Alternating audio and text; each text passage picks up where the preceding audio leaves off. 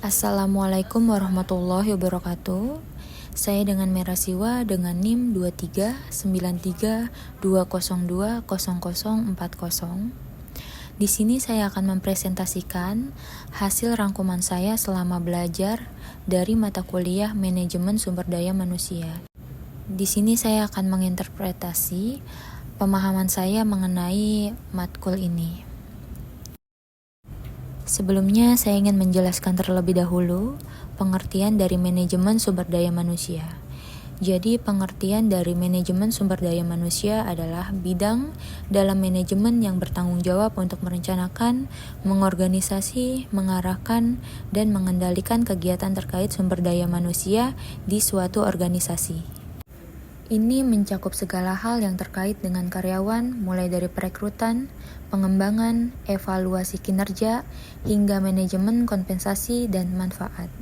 Berikut ini saya akan lanjutkan menjelaskan fungsi dari manajemen sumber daya manusia. Fungsi manajemen sumber daya manusia menciptakan tempat kerja yang aman, sehat, nyaman. Ini mencakup segala hal mulai dari kebijakan kesehatan dan keselamatan kerja hingga program kesejahteraan karyawan. Fungsi manajemen sumber daya manusia secara garis besar terbagi menjadi dua dimensi. Yang pertama ada fungsi manajerial, yang kedua ada fungsi operasional. Saya akan menjelaskan terlebih dahulu fungsi dari manajerial. Fungsi manajerial ada 3, yaitu yang pertama perencanaan, yang kedua penggerakan, yang ketiga ada pembinaan. Perencanaan atau planning adalah merencanakan strategis untuk mendapatkan dan memelihara kualifikasi sumber daya manusia yang diperlukan bagi organisasi perusahaan dalam mencapai tujuan perusahaan.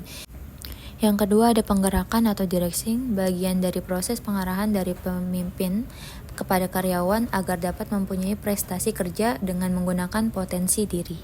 Yang ketiga ada pembinaan atau supervising. Dalam implementasinya bisa dengan memberikan sanksi atau pendekatan kemanusiaan berupa stimulus untuk memperbaiki diri dalam meningkatkan kinerja yang bertanggung jawab.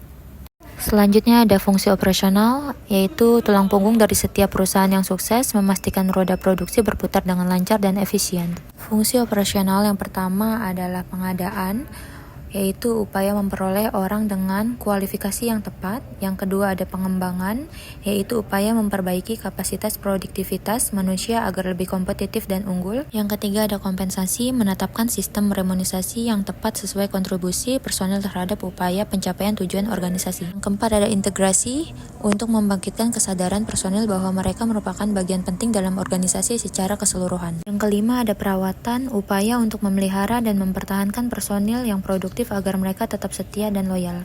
Yang keenam ada PHK, penetapan berakhirnya masa bakti personil bagi organisasinya. Selanjutnya ada perencanaan SDM, yaitu adalah proses analisis dan identifikasi yang dilakukan organisasi terhadap kebutuhan akan sumber daya manusia, sehingga organisasi tersebut dapat menentukan langkah yang harus diambil guna mencapai tujuannya. Ini adalah proses dari manajemen sumber daya manusia, dimulai dari seleksi, evaluasi, hingga PHK. Kurang lebihnya mohon maaf. Wassalamualaikum warahmatullahi wabarakatuh.